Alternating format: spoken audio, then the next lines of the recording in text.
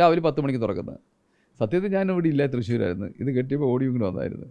അപ്പോൾ strong room പിന്നീട് അറിഞ്ഞത് കോഴിക്കോട് നടന്ന സംഭവം പോലെ തന്നെ 2 സ്ട്രോങ് റൂമുണ്ട്, അത് 1 എന്നുള്ളത്. ഞാനൊരു കാര്യം, ഏത് സ്ട്രോങ് റൂമായും വരില്ല. സ്ട്രോങ് റൂം എന്ന് പറയുകയാണെങ്കിൽ ഈ സ്ഥാനാർത്ഥികളുടെയൊക്കെ സമ്മതത്തോടു കൂടി തുറക്കുകയും സമ്മതത്തോടെ ഇറക്കുകയും ചെയ്യുന്നതാണ്. അവരില്ലാതെ തുറക്കുകയാണെങ്കിൽ പിന്നെ ഇവർ വിസിറ്റിംഗ് റൂം ആക്കിയാൽ പോരെ, ഇവരത് വിസിറ്റിംഗ് റൂം വെച്ചോട്ടെ. അപ്പോൾ ഒരിക്കലും സ്ട്രോങ് റൂം തുറക്കുമ്പോൾ ഈ ആര് സ്ഥാനാർത്ഥിയും പറ്റില്ല, അവരുടെ സമ്മതത്തോടു കൂടി അടച്ച് വീട്ടിൽ വന്നാൽ പിന്നെ പെട്ടി എടുത്ത് എണ്ണാൻ പോകുമ്പോഴാണ് തുറക്കേണ്ടത്. അല്ല ഇടയ്ക്കിടയ്ക്ക് പോയി തുറക്കേണ്ട കാര്യമല്ല സ്ട്രോങ് റൂം പറയുന്നത്.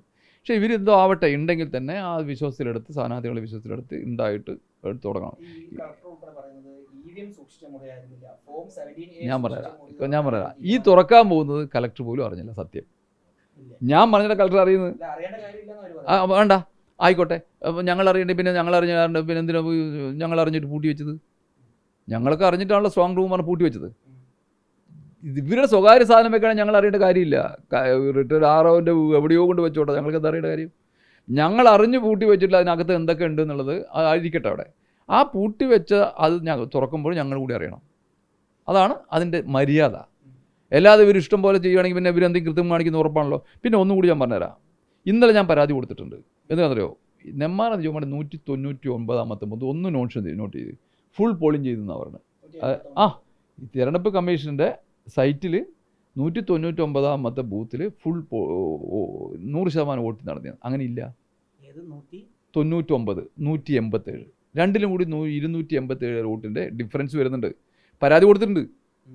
അപ്പോൾ ഇതും ഇതുപോലെ നമ്മളൊന്നും അറിയാതെ തുറക്കുകയും ചെയ്യുമ്പോൾ രണ്ടും കൂടി ചേർത്ത് വായിക്കുമ്പോൾ എന്തൊക്കെയോ നടക്കുന്നു. കോഴിക്കോട് നടന്നത് തന്നെയാണ്. ഈ കോഴിക്കോട് ഇതേ ഭാഷയാണ് പറഞ്ഞത്. യഥാർത്ഥ സ്ട്രോങ് റൂം അല്ല, മെറ്റീരിയൽസ് വെച്ച സ്ട്രോങ് റൂമാണ് കോഴിക്കോടും പറഞ്ഞത്. അതേ തന്നെ ഇവിടെയും പറയുന്നത്. അപ്പോൾ ഇനി എല്ലാവരും ഇതുപോലെ മെറ്റീരിയൽ സ്ട്രോങ് റൂം വേറെ വെച്ചിട്ടുണ്ടോ? കേരളത്തിൽ മുഴുവൻ സ്ഥിതി ഇതാണോ? ഇനി അവിടെ നിന്നാണോ കൃത്രിമം കാണിക്കുന്നത്? പക്ഷേ തങ്കപ്പെട്ട ഇവര് പറയുന്നത് മുൻകാലങ്ങളിലും ഇലക്ഷനിൽ ഇങ്ങനെ ആയിക്കോട്ടെ. ഞാൻ നേരത്തെ നിന്നാണ്. ഞാൻ നേരത്തെ 87 അസംബ്ലി 39 വർഷം നിന്നാണ്. ഇവർക്ക് ജനിക്കുന്നതിന് മുമ്പ് ഞാൻ നിന്നിട്ടുണ്ട്. പക്ഷെ ഞാൻ പറഞ്ഞതെന്തറിയോ, അന്ന് ഇതില്ല, കൃത്രിമമില്ല. ഇന്ന് വോട്ട് നിങ്ങളുണ്ടാക്കിയ ഒരു മിഷനാണെങ്കിൽ നിങ്ങൾക്ക് കൃത്രിമം കാണിക്കാൻ പറ്റും എന്ന് തന്നെയാണ് എൻ്റെ വിശ്വാസം. പിന്നെ അങ്ങനെ ആരെങ്കിലും വരെ ചെയ്യുകയാണെങ്കിൽ, ഇപ്പോൾ പോകുമ്പോൾ ഈ പോകണമെങ്കിൽ വേറെ ഒരാൾ കിടക്കുകയാണെങ്കിൽ അതിൻ്റെ എന്തെങ്കിലും ഒരു ഇലക്ട്രോണിക് ഉപകരണങ്ങൾ വെച്ചിട്ട് എന്തെങ്കിലും ചെയ്യുകയാണെങ്കിലോ, അപ്പോൾ അത് സ്വാഭാവികം തോന്നുമല്ലോ. ഈ വോട്ടിംഗ് 2-3 ബൂത്തിൽ മാറ്റം, അവർ സൈറ്റിൽ വന്നിട്ടുള്ള മാറ്റം, ഇത് എല്ലാം കൂടി ചേർത്ത് വായിക്കുമ്പോൾ നമുക്ക് സംശയം വരുന്നുണ്ട്. അല്ല, അവര് അത് ക്ലിയർ, ഈ സൈറ്റിലെ മാറ്റങ്ങൾ ഉണ്ടല്ലോ, അത് ക്ലിയർ ചെയ്യാനാണ് ഇത്തരത്തിൽ തുറക്കുന്നത്. ആവട്ടെ, നമുക്ക് കുഴപ്പമില്ല. അതുണ്ടെങ്കിൽ തന്നെ നോട്ടീസ് ഒന്ന് ഞങ്ങൾ വിശ്വാസത്തിലെടുത്ത് ഞങ്ങളുടെ മുന്നിൽ വെച്ചിട്ട് ഇങ്ങനെയാണ് ഓക്കെ, സമ്മതിക്കാലോ. ഓടി വന്ന് പറയുക എങ്ങനെ ശരിയാവുക? പ്രത്യേകിച്ച് കോഴിക്കോട് നടന്നപ്പോൾ ഇവിടെയും ഞങ്ങൾ സംശയം വരുന്നതാണ്. എന്താ നടക്കാൻ പോകുന്നുള്ളൊരു ഉത്കണ്ഠ ഞങ്ങൾക്കുണ്ട്. അതുകൊണ്ട് തന്നെയാണ് എവിടെയാണ് ചെയ്യുന്നത്. ഇതാ ചിറ്റൂർ ആൾ പറയും, ചിറ്റൂർ സ്ഥാനാർത്ഥി പറയും അവിടെ 2-3 മണിക്കൂർ ഇതില്ലത്ര, CCTV ഇല്ലത്രേ.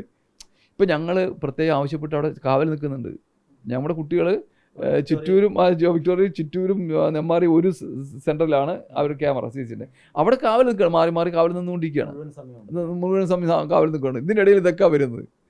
നിങ്ങൾ ഈ പറയുന്ന പോലെ ആവട്ടെ, എല്ലാ കാലഘട്ടത്തും ഇങ്ങനെയുണ്ട്, ആവട്ടെ. അങ്ങനെ ഒരു സംഭവം ഈ ആർഒൻ്റെ സ്വകാര്യ സാധനമാണെങ്കിൽ പിന്നെ അവിടെ വെക്കേണ്ട കാര്യമില്ല. അയാളുടെ വീട് റൂമിൽ കൊണ്ട് വെച്ചാൽ മതിയല്ലോ. അപ്പോൾ അവിടെയാണ് പ്രശ്നം. ഏത് ഞാനെന്നല്ല, ആരാണെങ്കിലും അറിയാതെ ചെയ്യരുത്. ഇതാണ് എൻ്റെ അഭിപ്രായം.